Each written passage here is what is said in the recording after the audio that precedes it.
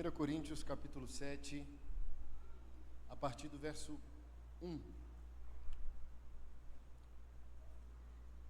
Quanto ao que me escrevestes, é bom que o homem não toque em mulher. Mas por causa da impureza, cada um tem a sua própria esposa e cada uma o seu próprio marido. O marido conceda à esposa o que lhe é devido, e também, semelhantemente, a esposa ao seu marido. A mulher não tem poder sobre o seu próprio corpo, e sim o marido. E também, semelhantemente, o marido não tem poder sobre o seu próprio corpo, e sim a mulher. Não vos priveis um ao outro, salvo, talvez, por mútuo consentimento, por algum tempo, para vos dedicardes à oração e, novamente, vos ajuntardes, para que Satanás não vos tente por falta de domínio próprio. E isto vos digo como concessão, e não como mandamento. Dá um pulinho aí para o capítulo 11, ainda de 1 Coríntios.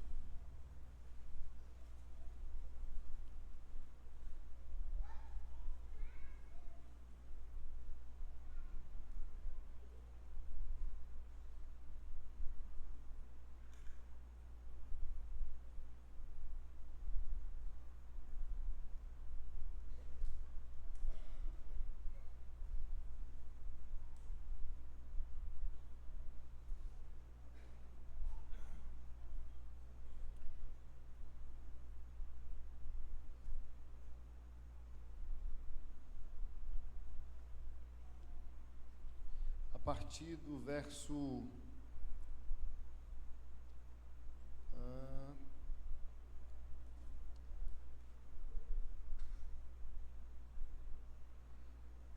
5.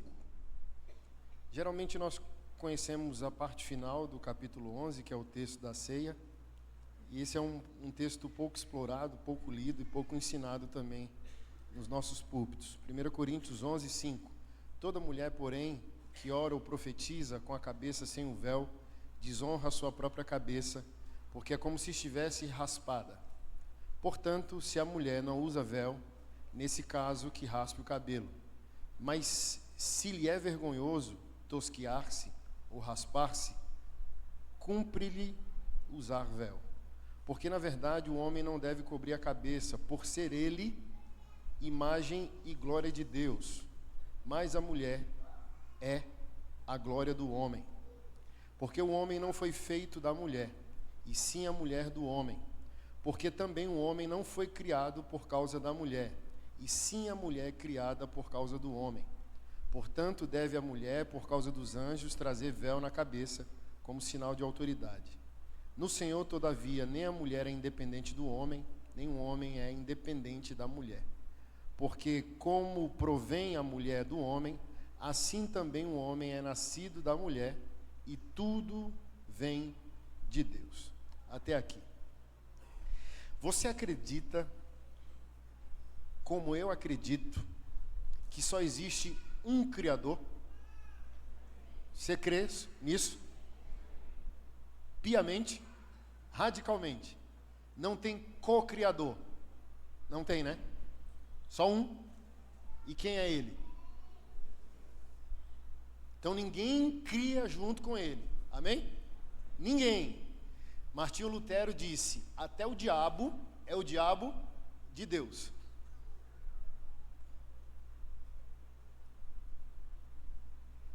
E por que cargas d'água nós nos comportamos como se tivesse outros seres ou criaturas cooperando com Deus em seu plano soberano? Por que nós nos comportamos dizendo com a boca que nós cremos que só Ele é o autor, mas o nosso comportamento frauda a nossa afirmação de fé?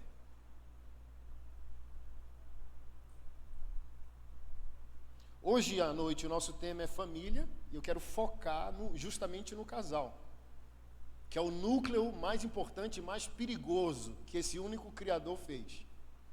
A coisa mais perigosa que Deus criou foi o casal. Perigosíssima. ao ponto que esse casal é odiado desde que o Senhor ordenou a bênção, dizendo: eu vos abençoo, cresçam, multipliquem, encham a terra.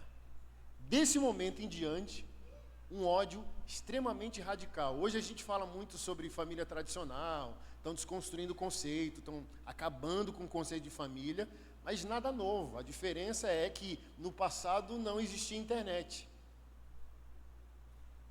Então o que acontece hoje sempre existiu. Por que esse ódio? Porque quando a vontade desse único Criador é recepcionada, e recepcionada primeiro pelo casal, tudo se equaliza. Vida familiar se equaliza, vida pessoal se equaliza, vida financeira se equaliza, caráter se equaliza, criação de filhos se equaliza, sociedade se equaliza, igreja se equaliza. Então toda desordem do mundo não é um problema a qual nós deveríamos, entenda o que eu vou dizer, recorrer a Deus, ó Deus. Não, é uma problemática de realinhamento, onde nós devemos aceitar o plano do único Criador. Ó Deus, resolva isso. E se você conseguisse ouvir a Deus, para eu resolver isso, eu primeiro preciso te resolver. Primeiro eu preciso te recolocar no meu propósito eterno, no meu planejamento, no meu plano, na minha vontade. Certa vez um ateu, um punk, conhece o punk? Ele usa um moicano, raspa aqui do lado, todo. Eu não creio em Deus, porque se Deus existisse, não tinha criança passando fome na rua. Aí eu falei, como é? É fácil demais. Eu falei, essa é fácil demais. Você está colocando em xeque a existência de um ser soberano porque tem uma criança passando fome na rua? É. E quando foi que Deus casou com alguém, fez um filho e abandonou? Por que Deus tem que pagar esse boleto no lugar de alguém? Essa criança é filho de alguém.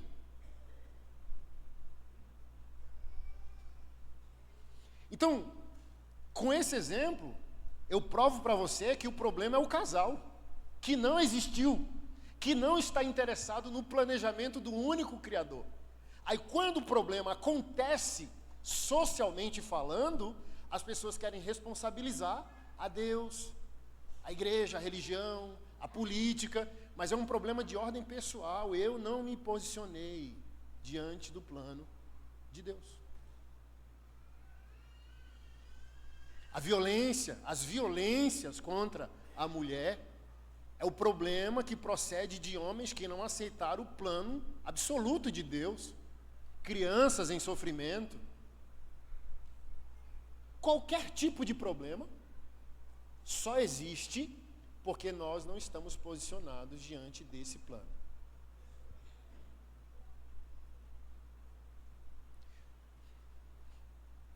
Um aspas bem grande, tá? Se nós estivéssemos posicionados, oraríamos menos. Olha o que o pastor está dizendo. Pastor, você está dizendo que a gente tem que orar menos? Não, eu estou dizendo que se você vivesse o plano de Deus. Por quê? Vamos lá. A maioria de nós entende oração como petição. Quase ninguém chama oração de comunhão, oração de contemplação. Não vou pedir nem para levantar a mão. Quem aqui ora sem pedir? Quase ninguém. Oração, na cabeça evangélica, é pedir. Então, se eu tivesse posicionado, eu pediria menos. Voltando para o casal primitivo, Adão e Eva. Onde que você já leu eles orando, jejuando, congregando, dizimando, ofertando? Você não vê comportamento litúrgico em Adão e Eva. Eu sempre explico isso. A primeira oferta que foi entregue a Deus foi através de Caim e Abel. Por quê?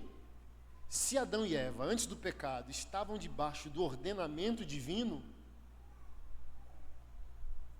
a problemática não existia.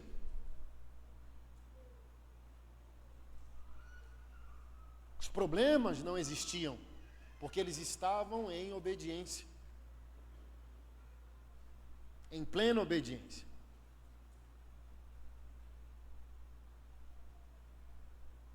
E esse é o nosso proceder hoje. Tá tudo bem, a pessoa não vai para a igreja. Qual é o sinônimo de ir para a igreja? Estou perto do divórcio, estou endividado, estou perto da falência, perdi a saúde, aí volta. E tudo bem, esse é o gênero humano. Deus não está chateado não, Ele conta com isso, Ele previu isso. Mas eu estou falando isso para ti. Os problemas existiriam menos se nós fôssemos quem deveríamos ser e se estivéssemos ocupados com o plano soberano de Deus para as nossas vidas. Viveríamos menos problemas e causaríamos menos problemas na vida dos outros.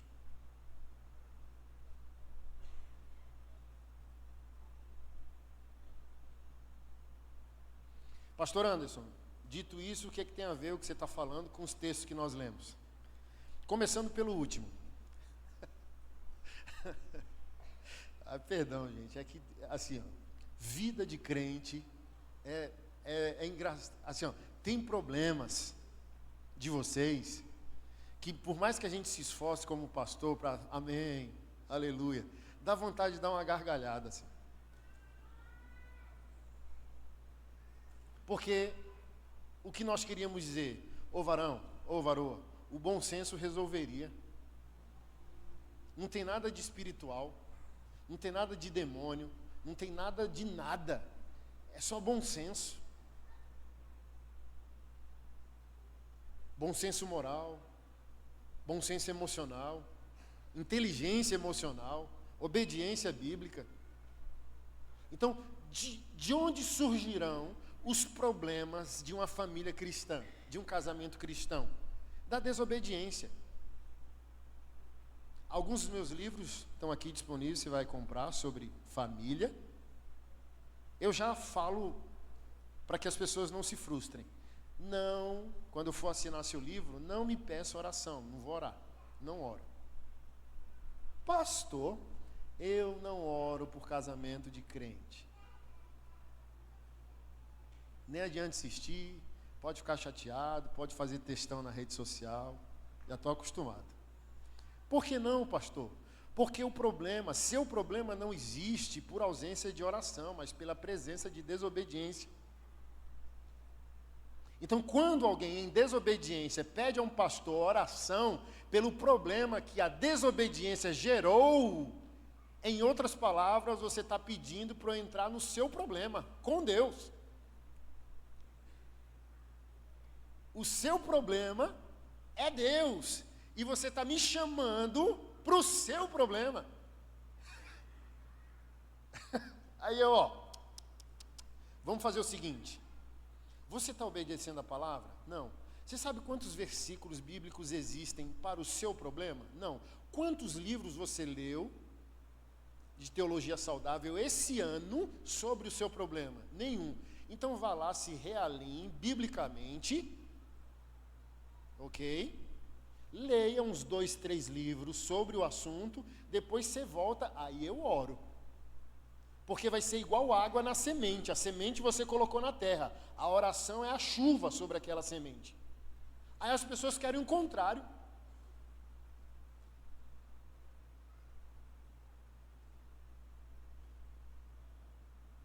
Igual essa semana, bloqueei um irmão. A coisa mais maravilhosa que inventaram da rede social é bloquear. Eu bloqueio mesmo. Rapaz, o cara todo dia colocava lá como se fosse um horóscopo gospel. Entende? Pessoa que vai ler lá no jornal, na revista Marie Claire.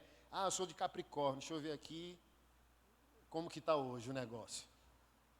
Aí ele, assim, oração por riqueza, prosperidade, portas abertas, promoção no trabalho, pela saúde do fulano, de Beltrano, de Ciclano. Eu falei, o que esse bexiguento acha que é o Evangelho de Deus? E eu sou o telemarketing dele. Mas chega perto desse bexiguento e pergunta para ele se, se ele está em obediência nas áreas da vida que ele pediu oração.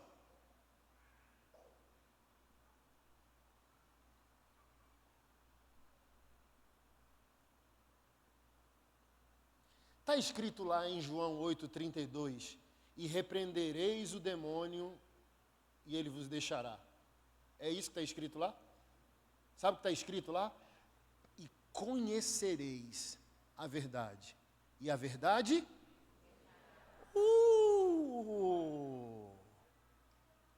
Então você achou pesado eu dizer que eu não oro. Não, eu estou baseado nisso aqui, ó. A oração não vai resolver se a verdade não ocupa o teu conhecimento e o teu procedimento. Porque o que é mais fácil para um crente infantil? Eu repreendo. Mas se não for espiritual? E se não for demônio? E se for caráter? E se for proceder? E se for birra? E se for chantagem emocional? Como que resolve? E conhecereis a verdade. Você indo para a Bíblia e a Bíblia te desafiando na primeira pessoa. Você abre a Bíblia, você já se colocou diante de um espelho. És tu, és tu, és tu. Mas quando a gente pede oração para burlar a obediência, a gente está lendo a Bíblia da terceira pessoa para frente. Ah, se a minha esposa tivesse hoje aqui, alguém que pode estar sozinho hoje aqui, pode estar falando. Ah, ela deveria estar aqui. Não, é contigo que Deus está falando. Tem irmãos que chegam para mim e dizem, pastor, já que você tem livro sobre isso, fala com a minha esposa. Aí eu falo, varão, ela não quer falar comigo, ela quer falar contigo.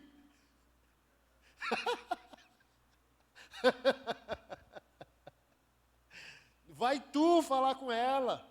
Não é comigo que ela quer falar. Não é comigo que ela está casada. Eu falo contigo, tu fala com ela.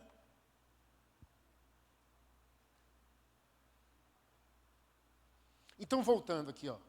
O casal evangélico está em pé de guerra, está em desordem. Onde que está o problema? Bem provavelmente na desarmonia gerada pela desobediência bíblica. Esse homem se relaciona com essa mulher da forma que a Bíblia ordena? Essa mulher se relaciona com esse homem da maneira que a Bíblia ordena? Principalmente hoje, século 21, que mulher? Talvez algumas irmãs que estão aqui nessa noite nunca ouviram esse texto bíblico.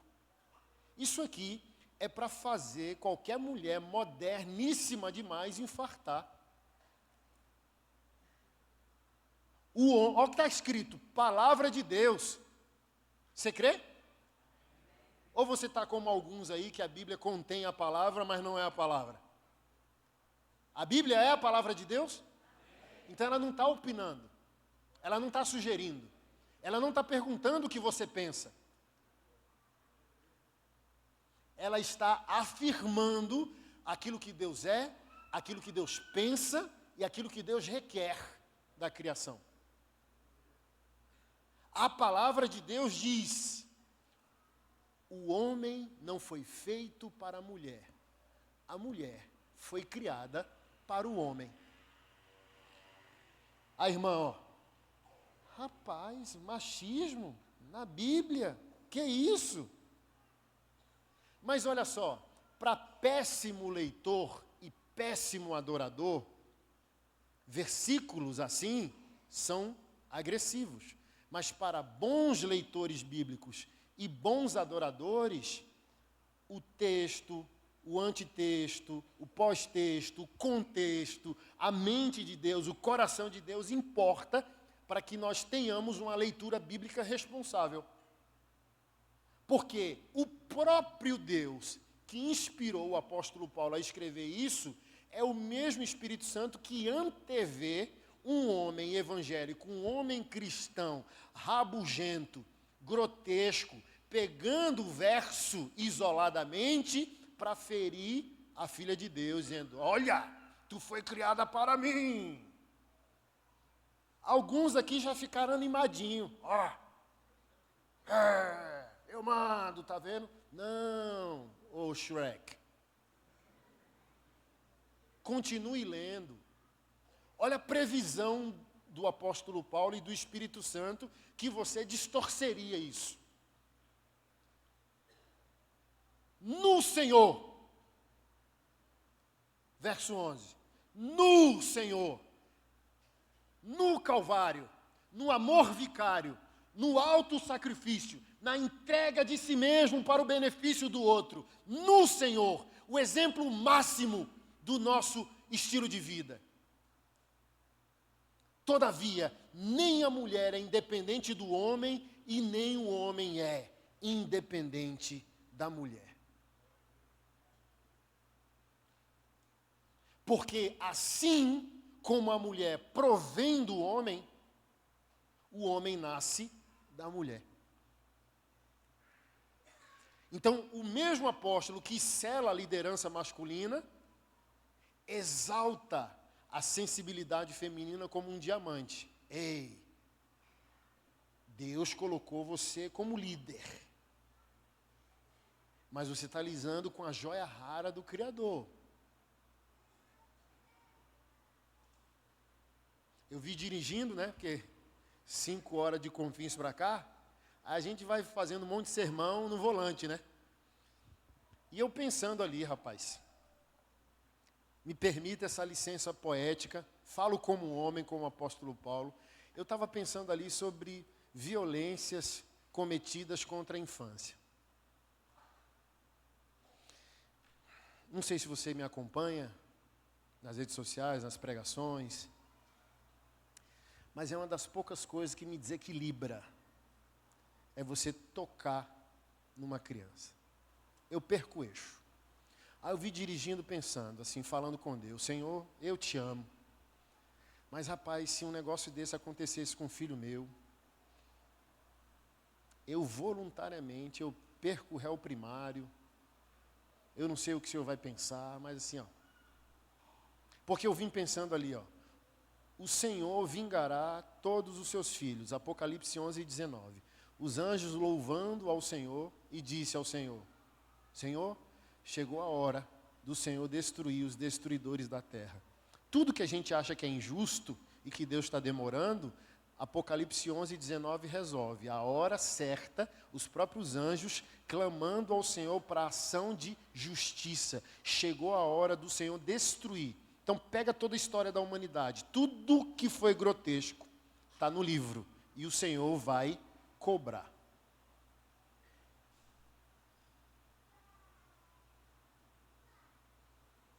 E sabe o que eu estava pensando dirigindo? Todo homem, principalmente pai de menina, precisaria, vou falar isso mais abrangentemente amanhã na reunião de homens. Irmão, você tem que ser um psicopata do amor. Sua filha precisa saber que o pai dela é um psicopata do amor. Para que nenhum homem ouse tocá-la, feri-la.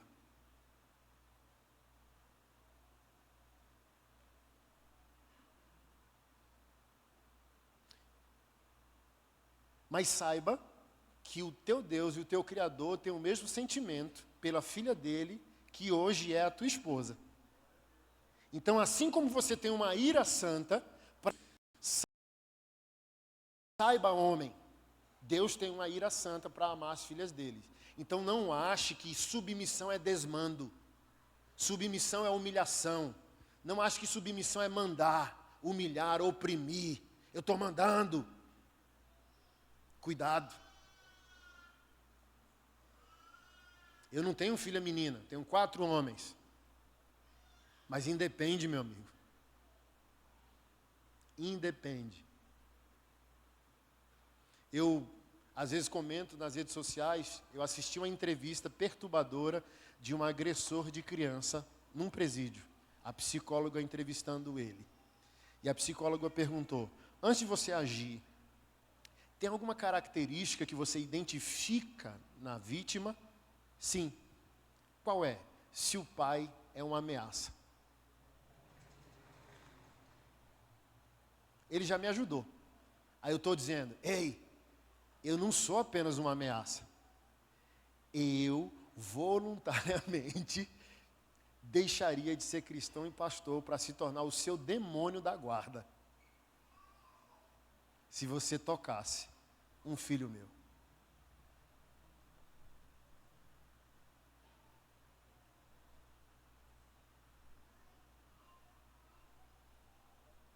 Se eu tenho esse descontentamento santo ao ponto de perder o norte racional para poder defender aquilo que amo, eu preciso entender que em santidade, pureza, justiça, no mais absoluto significado da palavra, preenche o coração de Deus sobre os seus filhos. Então eu preciso olhar para minha esposa e entender que o pai dela, em perfeição, padece do mesmo zelo que eu, como um homem finito e pecador.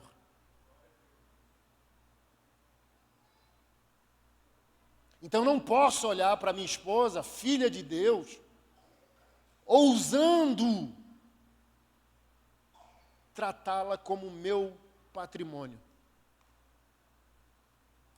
Você viu como explodiu a violência nos últimos 2 meses contra a mulher?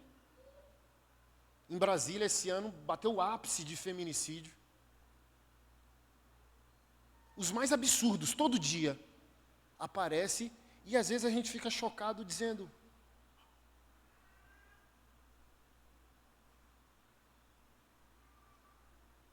e às vezes a gente pergunta, de onde procede isso? Qual a origem disso?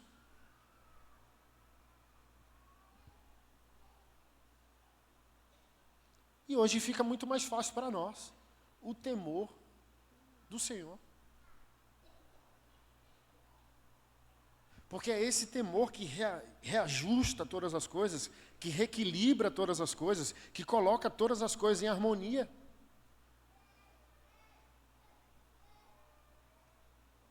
É como eu sempre explico, quem está casado há mais de 5 minutos já tem motivo para divorciar. Quem aqui nunca quis? Eu já quis divorciar. Teve dias que eu não queria estar casado, que eu olhei assim e disse, rapaz, que megera. Como ela ousou falar isso para mim? Eu vou divorciar. Aí parece que o próprio Deus fala, dá um pedala Robinho, vai dormir. Aí você dá uma cochilada. Lembra dos salmos assim, ó? E o Senhor cuida dos seus enquanto eles dormem. Amém? Aí você acorda, aí você olha assim, aí você procura a ira e ela não está. Aí você olha, sente o cheirinho de café de manhã e diz, não é que eu amo essa bexiguenta, não é que eu amo essa rabugenta. E vice-versa. Não sei se você já viu um vídeo, John Piper, Jay Carson, Tim Keller, quem mais estava na mesa? 4 velhinhos americanos, os caras casados, você está casado há quanto tempo? 30, você 40, você 50. Uau, uau, uau. Aí, não sei se foi o reverendo Jay Carson que contou a história de um velhinho, presbítero, que numa conversa de 5ª série de homens, né? Falou, e aqui, quem já pensou em divórcio? Não, never, never, never. Nunca, nunca, nunca, nunca. Homicídio sim, divórcio.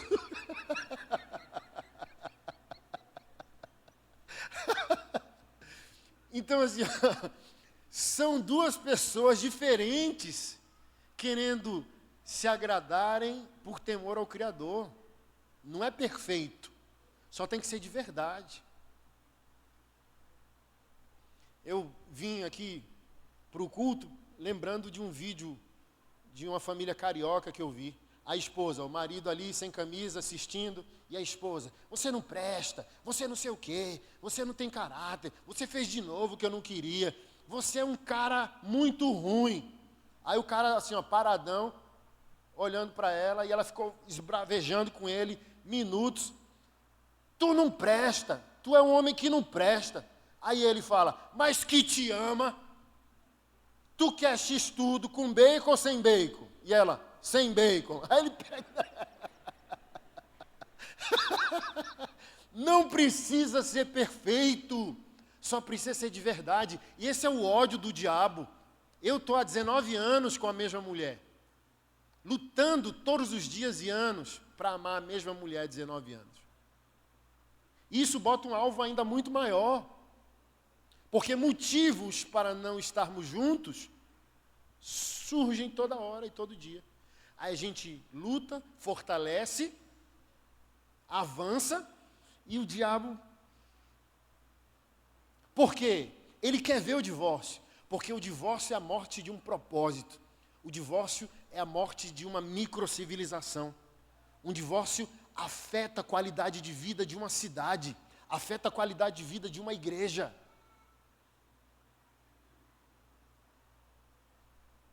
Então, voltando aqui ao texto, o homem vive em temor reverencial a essa mulher, dizendo, olha, ao mesmo tempo que eu fui colocado como cabeça para liderar, amar e proteger, ela é extremamente digna, porque toda a vida procede do ventre feminino.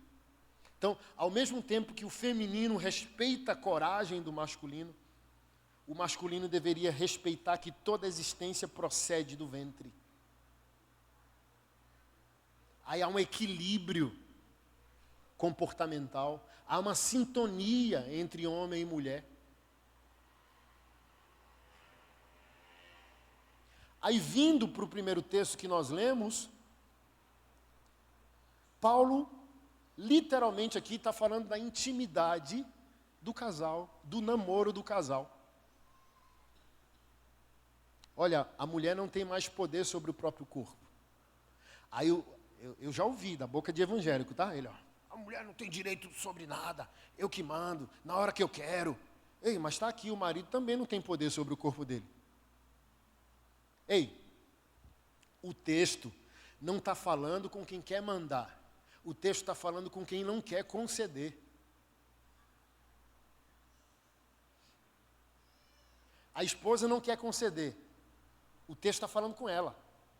O texto não está falando para o homem mandar no corpo que não é mais da esposa, mas dele. Ei, seu corpo é meu. Não, o texto não está falando com você. O texto está falando com a parte resistente, dizendo, ei. A intimidade do casal, assim como a refeição do dia, café da manhã, almoço e janta, é uma necessidade fisiológica. Então, é um ato de amor, um dever, uma responsabilidade alimentar o outro. Aí a esposa que entende isso, ela entende essa intimidade matrimonial como um dever, gostando ela ou não, estando ela interessada ou não, mas o marido também, em contrapartida, tem que ter essa sensibilidade e interesse, de não partir para a intimidade apenas como um mero instinto.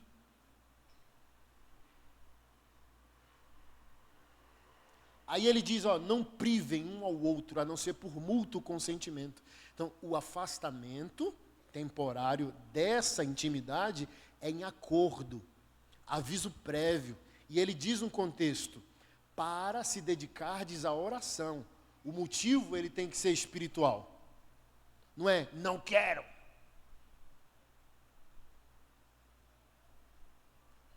Aí ele vai além dizendo, façam isso rápido, para que o diabo não vos tente por falta de domínio próprio.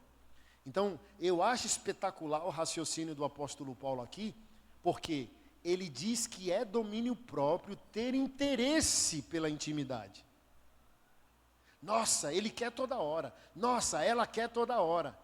Ele diz, a lógica do texto é que essa pessoa tem domínio próprio. Quem não quer, não tem domínio próprio. Tem nutricionista aqui? Levanta a mão para mim. Tem não. Se tem, eu não vi. Vi sem óculos. Você vai no nutricionista, ele passa toda a dieta para você, ok? Café da manhã, o lanche, pós-treino ali, meio da manhã, almoço, o lanche lá de 3 horas, a refeição de 17 horas e talvez, por fim ali, a refeição de 19 e 20 horas. Quem segue a risca está exercendo o quê?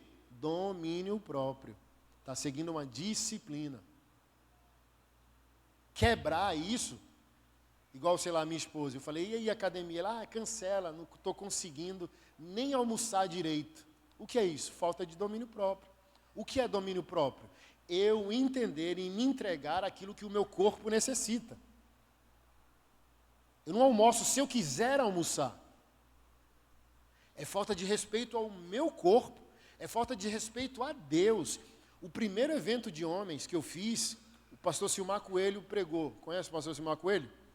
A gente tudo lá, os homens só prato monocromático, preto e branco, arroz, feijão, bife, e o pastor Silmar Coelho com um prato todo colorido.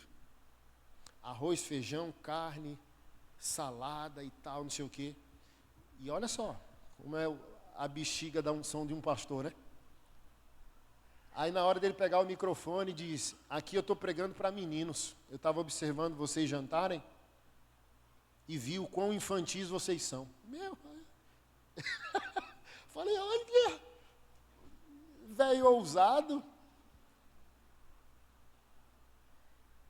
Por quê, pastor? Só menino come o que gosta.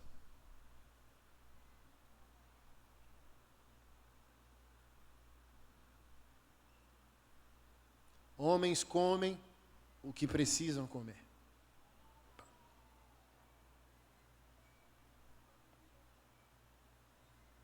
Então, varoa, sua esposa precisa estar bem nutrida. Varoa, seu varão precisa estar bem nutrido. Sabe por quê? Eu sempre falo isso. Satanás é especialista em transformar gente feia em gente mais ou menos, principalmente na academia. A pessoa não tem um dente, está faltando um dente. Se o casamento não tiver bom, Satanás dá uma borrada no olho da pessoa. É isso mesmo que eu estou vendo.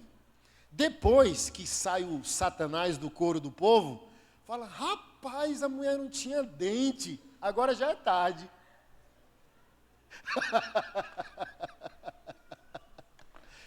Pois é. Por que não viu que a pessoa não tinha dente? Estava com uma fome tão agressiva que tocou o racional. A pessoa nem pensou em nada, ao ponto que ficou tão embriagada de desejo que não viu que a pessoa era banguela.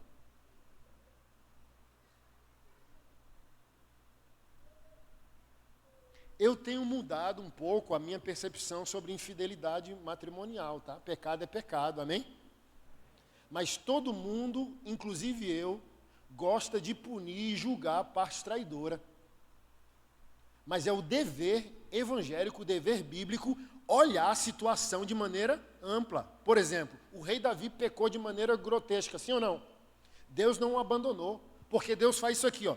Nós, seres humanos, pegamos a lupa e focamos. Deus amplia a lupa.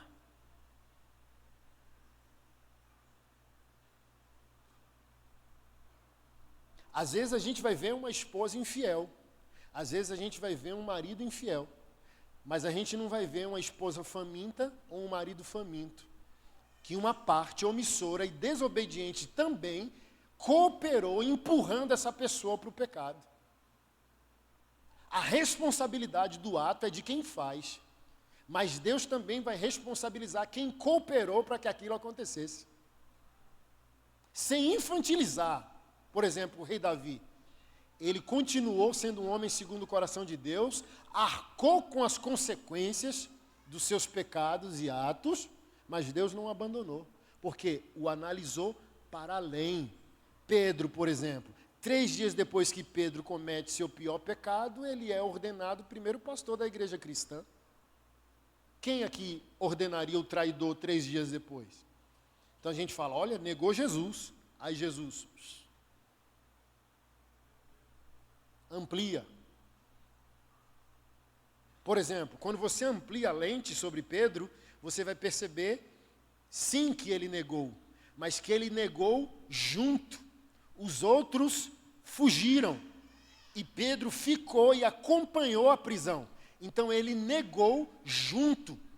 Ele estava querendo uma oportunidade para libertar Jesus. Ele só não tinha estrutura para arcar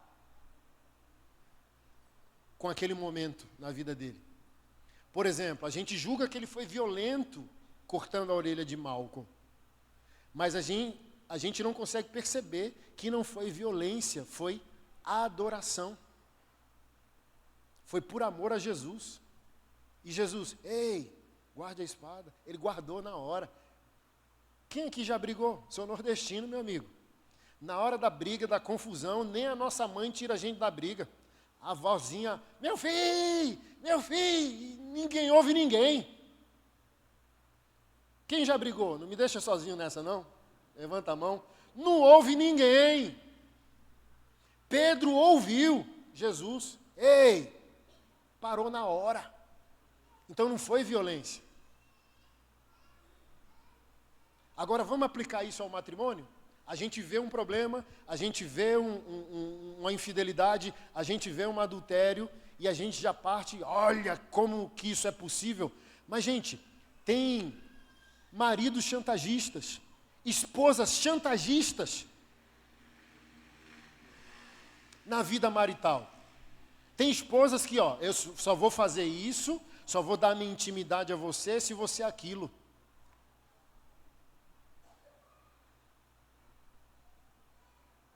E por que casou?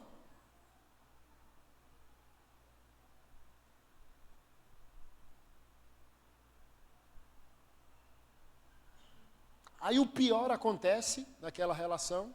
Aí tem uns que culpam o diabo e tem uns que vai culpar a parte ofensora. Mas se a gente ampliar,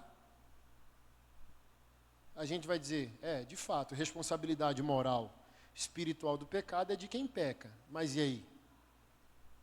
E você? Olha a sua atitude.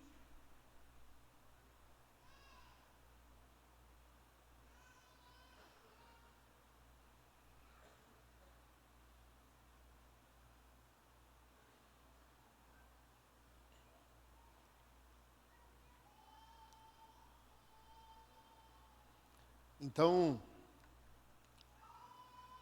se cuidem. O diabo é estrategista.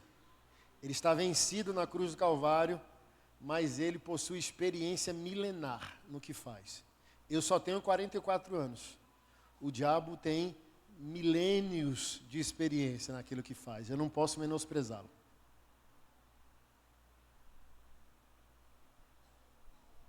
Eu já dei esse testemunho. Você vai conhecer daqui a pouco alguns projetos que eu lidero.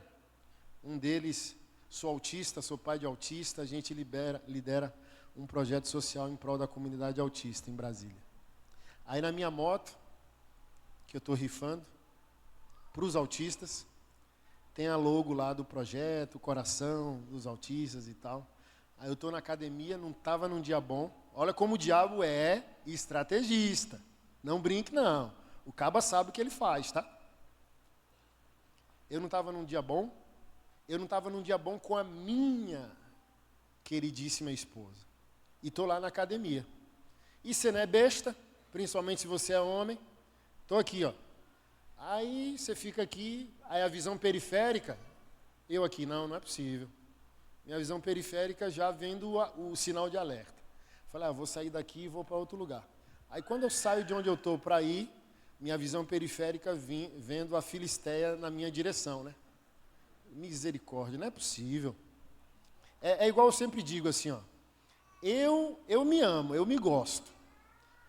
E cada um, cristão honesto, sabe as qualidades que tem. Beleza não é a minha, eu tenho outras qualidades. Não é possível, não. Tá certo isso, Arnaldo. Porque assim, ó, não é na rua, não diz, quando a esmola é demais, o santo desconfia? Irmão, aí quando eu vou, a mulher toda malhada, bom dia, sorriso de engolir a orelha, e eu só converso com a mesma mulher há 19 anos. Eu não atendo nem no gabinete, mulher, sozinho. Tem que estar minha esposa, tem que estar um diácono, tem que estar alguém, entendeu? Aí eu, 19 anos, falando com a mesma mulher, aí uma mulher, bom dia, e eu, querendo caçar as palavras, pastor, e não achava. E o suando frio. Bom dia, e eu, bom dia. Aquela moto bonita lá na porta da academia é sua? E o coração? E o suor? E parecendo que é gado? É minha. Ah, eu vi o símbolo do autismo. Falei, sou autista, sou pai de autista, tenho um projeto social para os autistas. Ah, sou mãe também de autista, não sei o quê, bababá. E começou a... E eu falei, meu Deus, como é que eu vou sair daqui? Porque quando eu entro em situações assim, na minha cabeça eu vou orando aqui na mente, dizendo, Senhor, duas coisas. Eu preciso dar meu testemunho, mas eu não quero ser grotesco. Eu preciso dar meu testemunho com educação. Me ajuda, Senhor, a sair dessa sinuca de bico. Aí ela, e como que é esse projeto social? Aí eu falo, a gente cuida de mães de autistas que foram abandonadas pelo marido. Meu amigo, a mulher deu um sorriso tão jezabélico. Aí ela disse assim, então é você que vai cuidar de mim? Assim, ó, então é você que vai cuidar de mim? É aquele você, E eu aqui, ó. Eu falei, misericórdia, Senhor. Para a minha salvação, pastor, a minha cunhada é personal trainer na academia. Crente, fervorosa, pensando, a bicha era aleluiada, ela era da pista. Mas hoje, no caminho, pra você ter noção, ela testemunhou uma vez, porque a gente mora em um lote e ela mora na casa ao lado. Há 15 anos atrás, ela toda arrumada para ir para a balada, e eu em casa, orando, aleluiado, louvor, e eu... Rapaz, ela não falou nada para mim, mas falou bem assim, esse teu marido, viu? O que foi que meu marido fez? Toda arrumada ontem, no salto, cheirosa, passei do lado da tua casa, o cara gritando lá de orar, eu caí na lama. Fala para ele, fala para ele orar menos. Fui passar do lado da tua casa, pareceu que alguém me empurrou, bluf, na lama, caí na lama e não fui mais para a balada. Hoje, aleluiada.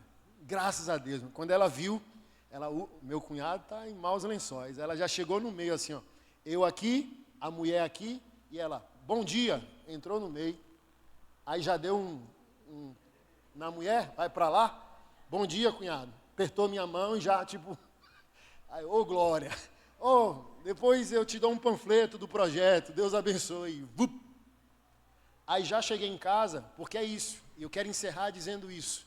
Homem, você cria o ambiente para sua esposa ser a melhor versão dela, para ti e para Deus. Mulher, meu marido é tão calado.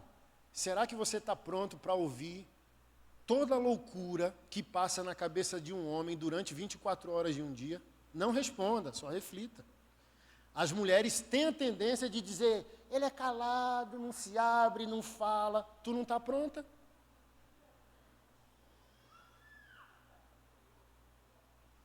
Se a gente falar para a maioria das mulheres o que está aqui na cabeça, ela já vai na cozinha e pega uma faca, o quê? Então tem alguns homens que dizem, deixa quieto, ninguém vai entender, ninguém se importa.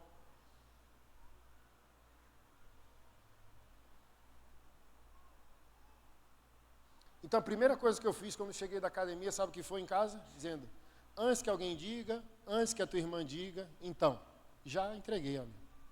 Quem confessa tentação não confessará pecado. Falei, e aí, mas você ficou interessado? Eu falei, não, minha irmã. A irmã, parecendo paniquete lá do trem, moço. Eu suando igual vara verde. Gaguejando igual gago. Aí eu falei, ore por mim aqui. Não pergunte se eu gostei ou não. Não pergunte se eu estou tentado ou não. Eu estou validando diante de você que você casou com um homem que quer continuar te amando e amando Deus. Ajoelhei e disse, ore, bota a mão aqui na minha cabecinha e só faça o seu papel como esposa. Aí ela tem duas opções, ou fica chateada, ou vai dizer, eu estou em um casamento, eu estou em um matrimônio, é isso. Eu tenho que falar as minhas tentações sem o risco de parar no hospital. Porque eu estou demonstrando a minha aliança com ela, eu estou demonstrando a minha lealdade, eu sou teu. E quero continuar sendo somente teu. Mas eu tenho espaço aqui, nesse matrimônio, de expor quem eu sou? De expor minhas vulnerabilidades?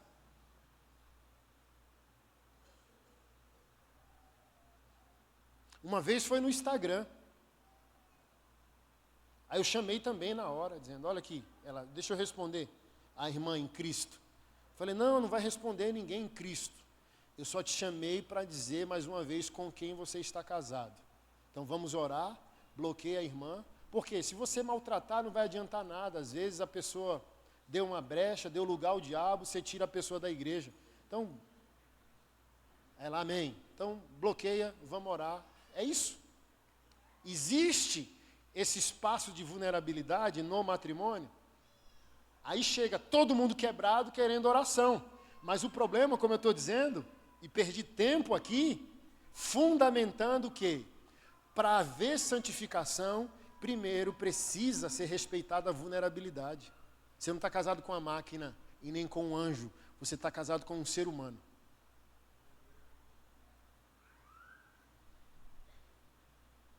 Hoje, lá em casa, já é perceptível, são 19 anos. Não é muito tempo, mas é um tempo razoável. Que tem dias que ela olha e diz, deixa ele quieto.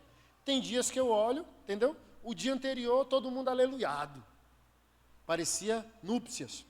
No outro dia, alguém acorda com cara de dragão. E não é pessoal. E quem é maduro precisa entender. Não precisa ser pessoal. Às vezes a mulher está estressada pelo... Assim, ó. A nossa última DR, eu falei, rapaz, ontem tu estava sorrindo, como eu sou apaixonada por ti, e hoje tu acordou com essa cara de dragão. Aí ela falou, deixa eu te ajudar, meu bem, você está casado há 19 anos. Aí abriu o aplicativo do ciclo menstrual. Ela falou bem assim, ó, sua mulher é tão louca, que o corpo dela menstrua 2 vezes por mês. Aí eu falei, eu não acredito, 2 vezes ela menstruou no mês. Eu falei, olha aí. Olha que bronca.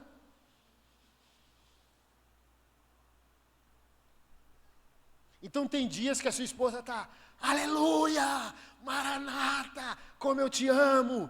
No outro ela está assim, ó, me deixa quieto, porque o psicopata quer sair para fora.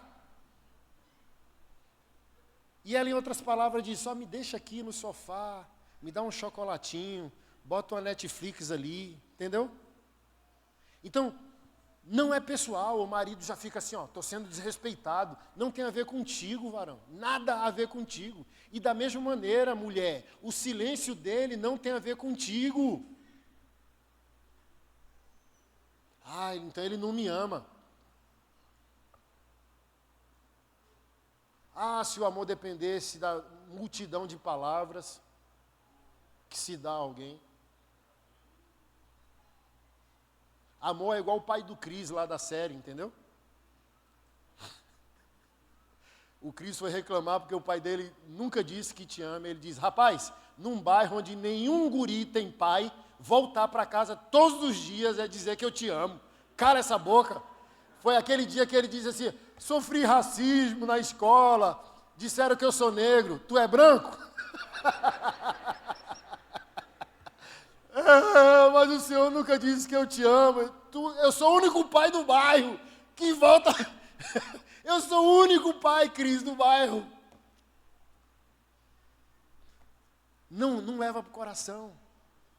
São só diferenças hormonais, psicológicas, relacionais. Entende? A minha, ó, não sei se é problema de Keila e de baixinha. Sempre falo, quanto mais baixinha, mais invocada. A minha é invocada. Todo mundo diz, o pastor Anderson, polêmico, valente. Por isso que a internet é injusta com os homens de Deus, tá? Eu não sou bravo. Eu só perco o eixo em assuntos que me importam. Aí na internet todo mundo conhece o Anderson Guerreiro. Mas na vida pessoal ninguém conhece o Anderson Calado, que é uma baita de uma ovelha, que eu digo que eu sou a manteiga derretida em cima do seu cuscuz quentinho. Aí todo mundo da internet conhece, como aquele parece que é doce.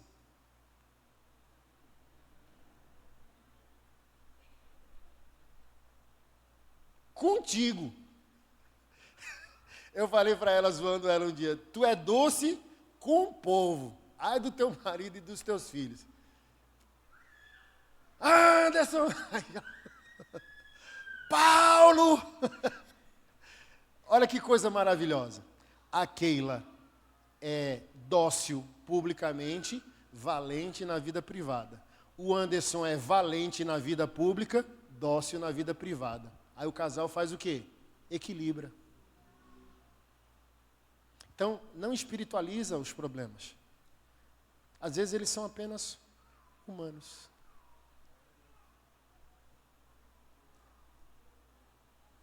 E Jesus ama e respeita profundamente a singularidade de cada um de nós. Santidade não anula a singularidade.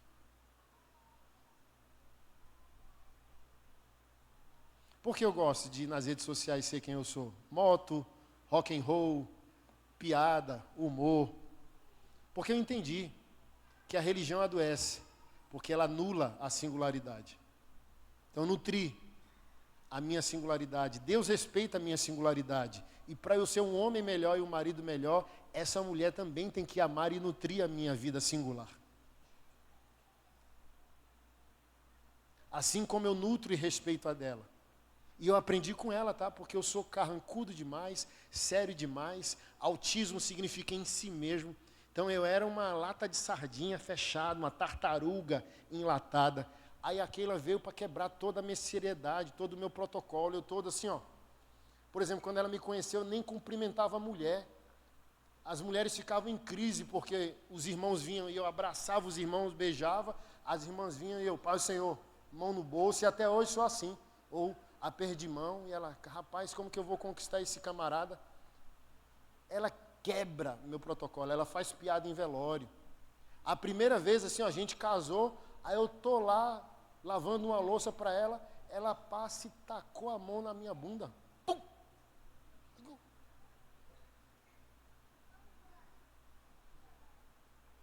Aí eu todo Durango Kid, travado religioso, dizendo, rapaz, está certo isso. E hoje, se você acompanha a nossa família, rapaz, é forró, é o trem, os meninos se divertem, sabe? Acorda já, cara, na gargalhada, na piada, diversão, já bota uma música ali, a família toda cantar junto. Martinho Lutero disse, se não for para rir no céu, eu não quero ir para lá não. Pastor, ore pelo meu casamento. O cara com cara de túmulo, a esposa com cara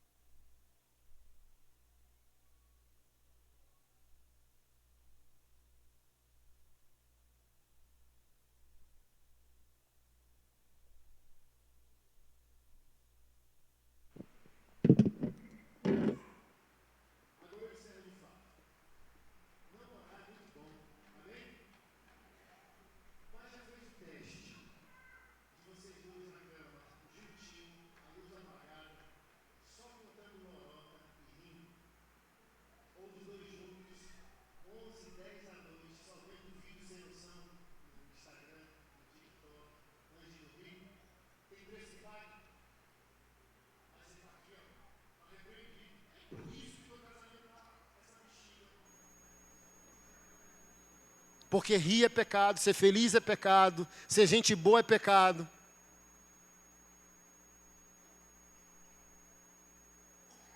Evangélico tem um costume de dizer que nós somos o povo mais feliz da terra. Rapaz, mais da metade dos evangélicos é tudo ranzinza. Fala, como é que pode servir um Deus maravilhoso desse e ser mal-humorado? Ser santo não é ser mal-humorado. Ser espiritual não é ser mal-humorado.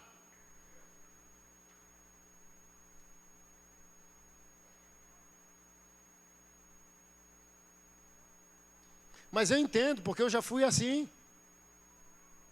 Hoje mesmo eu postei, assim, graças a Deus, que quem me ouve já se acostumou. Eu falo, rapaz, isso antigamente dava uma bronca. Aí ontem eu abri uma caixinha para responder perguntas bíblicas, teológicas no meu Instagram. Aí o irmão postou lá, pastor Anderson, a minha esposa pediu para eu falar uns negócios apimentados na hora do namoro. Vai, fala para mim. Eu chamei ela de Janja. Quase que dá divórcio. Aí eu, com o irmão dentro do carro, eu falei, já pensou se a esposa devolve e chama ele de Lula? Seu 9 dedos.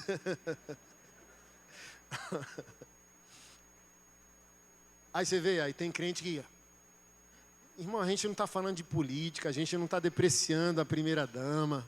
Cara, aprende a dividir os trem, moço. Uma coisa é a dignidade humana, isso a gente ama e protege. Outra coisa é meme, outra coisa é... Aprenda a sorrir, varão. Se você não consegue sorrir com a mulher que você ama, a primeira pessoa que eu mandei, sabe quem foi? Minha esposa. Aí ela, eu estou aqui passando mal de rir. E eu falei, eu estou 2 vezes. E ela diz, eu te amo assim, eu te amo sorrindo. Olha só.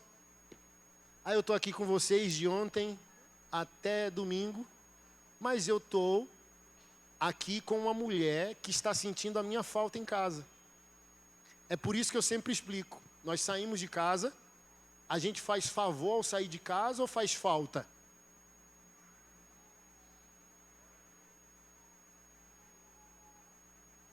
E não tem preço que pague, né? Um marido ou uma esposa, estou com saudade do seu cheiro, estou com saudade da nossa TV, do nosso sofá. Gente, eu já preguei em 40 países, hoje eu não quero nem sair de casa mais. Eu cancelei toda a minha agenda do ano e honrei só o compromisso com o pastorzão. A última agenda do ano. Por quê? Inúmeros motivos, um deles é cansaço. Mas eu, hoje, 44 anos, mediante a tudo que eu fiz, eu não quero sair de casa, não. Eu já tenho meu Éden para gerenciar, está muito bom lá em casa. Minha mulher, meus 4 meninos, meus 5 cachorros. Na pandemia perguntaram para aquele, e aí, estão sofrendo por não estar saindo de casa? Não, já é nossa vida, a gente ama não sair de casa. Só tem que sair para cumprir o mandamento de amar o próximo. Então, tua família é a tua igreja, tua família é o teu Éden, tua família é o teu jardim. Tu ama voltar para casa? Já me viu falar das irmãs mal-humoradas? Tem irmã mal-humorada também, não só varão não, tá? 2. Uma, das 6 horas, meu marido não vem para casa, vai para o bar. Aí a outra, ele até vem para casa, mas quando vem fica com a cachorra e não fica comigo. Aí para a primeira eu respondi, talvez ele esteja obedecendo a Bíblia ao ir para o bar. Aí ela, ó, o quê? A Bíblia manda ele para o bar? Não, mas a Bíblia manda ele fugir de mulher mal-humorada, iracunda e amarga. E morar no deserto. O bar é um deserto. Eu não queria estar aqui, eu estou aqui por amor à igreja, por amor a vocês e amor a Jesus.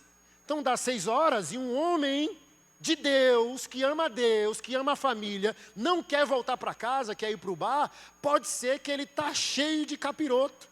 Mas pode ser que a mulher dele é indigesta.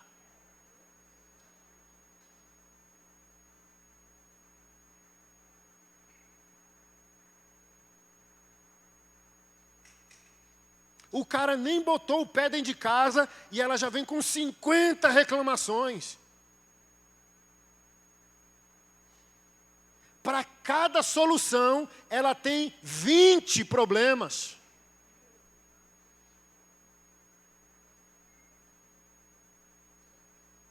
E para a segunda irmã, que é a do cachorro, eu falei, a senhora precisa aprender mais com a sua cachorra. Como que se trata um homem?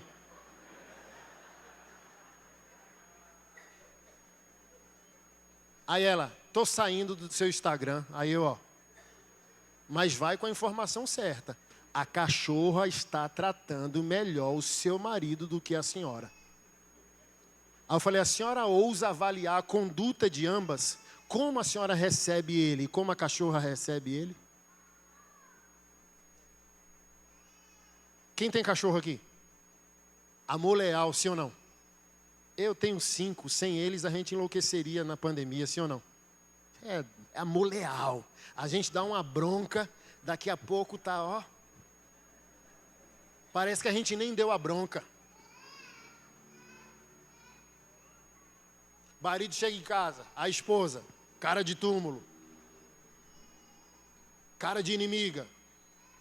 Aí o cara está cansado, atribulado, perseguido no trabalho, pensando em dívida, Serasa, o cheque vai voltar. Então quando ele bota o pé em casa, ele quer que o Éden esteja diante dele. Uma mesa posta, hoje é machismo, é opressão. Para o homem é eu te amo, eu te valorizo, eu reconheço o teu esforço, a tua entrega, és bem-vindo. Aqui é o teu lar, aqui é o teu refúgio, aqui é a tua blindagem, aqui é o teu bunker, aqui tu não tem inimigos. Aqui é o teu paraíso, aqui tu é rei, aqui tu é honrado, estimado, valorizado. A esposa não diz isso, mas a cachorra diz. Ele vai ficar com quem?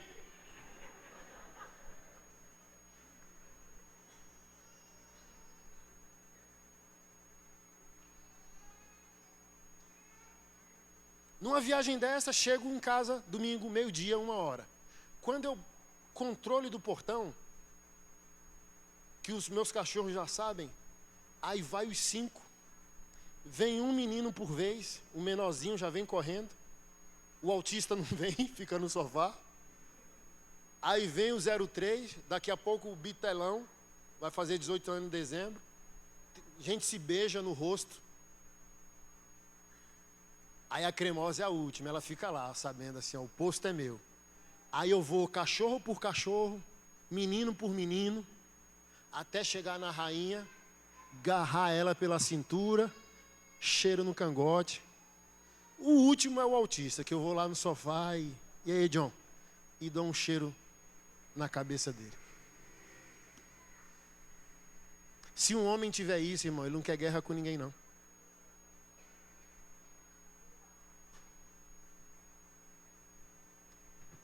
Está chateado com a colheita? Tô. Muda a semente. Só isso. Muda o procedimento. E se criar o ambiente, ouça sem se ofender. A minha, essa semana mesmo. Ei, meu bem, presta atenção em como está falando comigo. Está meio rude as respostas e tal. Eu falei, me perdoe, eu não percebi, mas fala na hora. Quando eu falar algo fora do tom que não te agradou, fale na hora para eu me perceber. Não, eu não estou percebendo, eu não percebi. Me perdoe. É isso. É esse ambiente, entende? O homem quer ser honrado? Quer. A mulher quer ser amada. Então, olha, ela está dizendo, olha, está arranhando. O tom de voz não está amável. E eu, sem me ofender, já acato. Amém? E vice-versa. Se eu achar que ela não está procedendo corretamente, isso aqui, em todas as instâncias, seja a intimidade no namoro, seja o proceder público, seja a criação dos filhos, seja no trabalho, a gente trabalha junto. Tem que ser clara essa intimidade e essa comunicação. Amém? Vamos orar? Pai, nós te louvamos e te agradecemos por essa noite. pela tua santa palavra, pela tua santa vontade. A tua igreja reunida acata aquilo que veio da tua parte. Como bereanos, ponderamos aquilo que procede de ti, aquilo que procede do homem, para que o teu Espírito Santo nos auxilie em nosso processo de santificação. Eu abençoo a igreja local, seus pastores, diaconia e membresia, Pai. Que o Senhor continue conduzindo em triunfo essa igreja local. Abençoo cada família e cada lar aqui representado, Senhor. Te amamos, te louvamos e queremos viver de acordo à tua santa vontade. É a nossa oração em nome de Jesus. Amém.